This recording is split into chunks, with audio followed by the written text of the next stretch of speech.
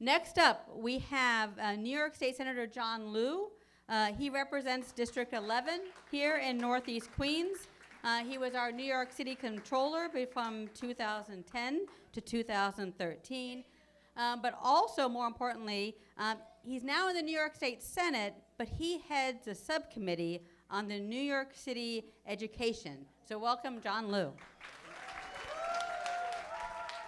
Good afternoon. Buenas tardes. Namaste. 大家好.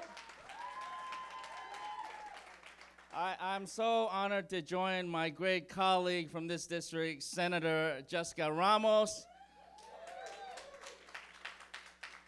No nació en Colombia, nació en Taiwan, pero hablo español un poquito. I am so amazed on this Saturday afternoon that we have this incredible turnout at this education town hall. And it's no surprise because education, schools, are the most important things in our lives because it's about our children, it's about our future. And in fact, if you look at, and nowadays there's a lot of talk about budget here, budget there. The state budget, the city budget, by far the biggest pieces are on our public schools, and rightfully so. And so it's no surprise that there's so much news and so much talk about how we should be running our public schools. And in fact, yesterday we just had a hearing on how New York City schools should be run, how much mayors should have control or accountability, yada, yada, yada. But at the end of the day, it is what you think, what your input is that counts the most. And so I'm here because I was invited, and I spoke with my colleague, Jessica Ramos, and she said, come along, because we have a lot of parents to hear from. There are many, many issues surrounding our schools, not just about mayoral control, but the specific things and problems that are happening.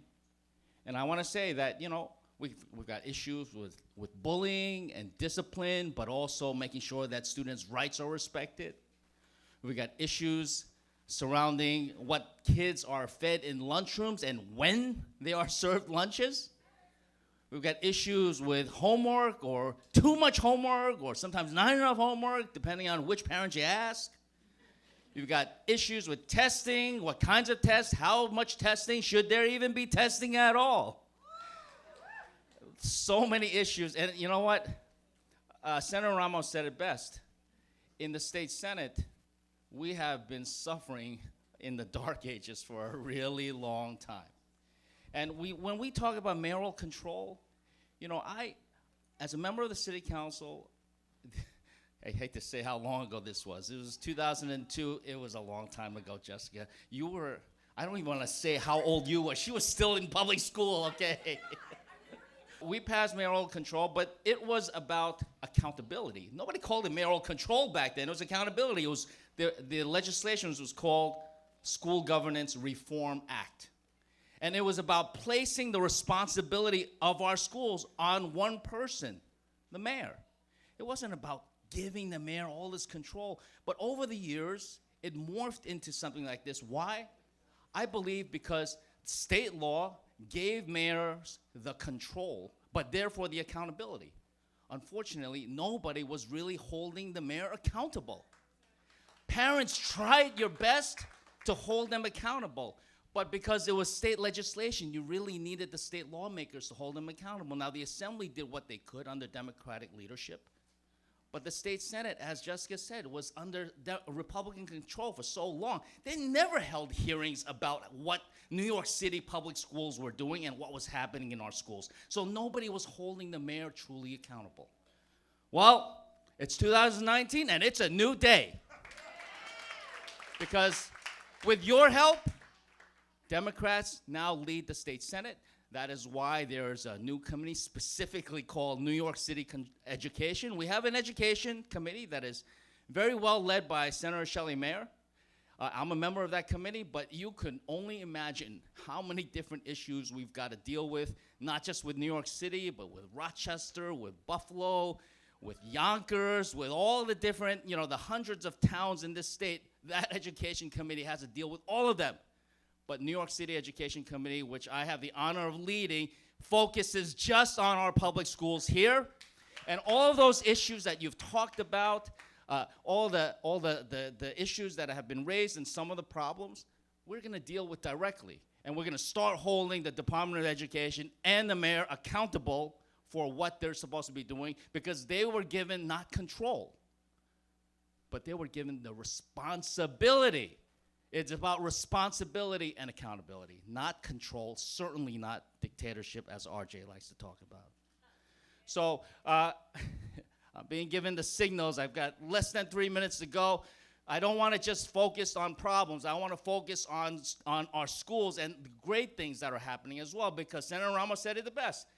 We hear about problems all the time, but sometimes we got to step back and talk about how great our schools are. And it is absolutely my belief that in New York City we have some of the best schools in the entire country. We have schools that need help. We have issues that need to be fixed. But let's not forget that we have some really good things going on as well. And I am proud to be myself a product of New York City Public Schools. Like I said before, I'm an immigrant. I immigrated here at the age of 5 from Taiwan. Look at my neck right here. It's made in Taiwan. But I had a chance to grow up right here in Queens, to attend public schools. Kindergarten through 12th grade, my wife as well, our son, my brothers, pretty much everybody we know, all New York City public school kids. And it is the school systems that set us on a path to where we went. And I don't want anybody in this city or upstate or outside the city to forget what our school system is truly capable of. Needs help, needs improvement, that's why we're all here. But we're trying to do something. We're trying to make a great thing even better. That is what our schools are about.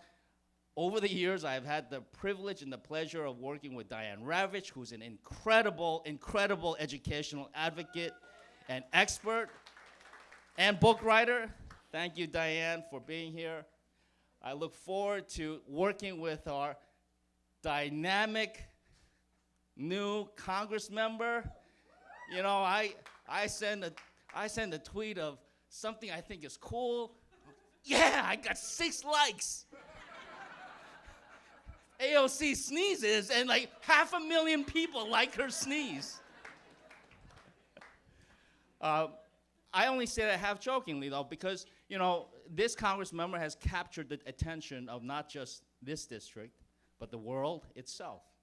And so you need, and it's not because of who she is, it's because what she's thinking about, what she stands for, and the new ideas that we need in this new time and age, especially with what's going on in Washington. And it's not just Washington, it's other parts of the country too, including some parts right here in New York.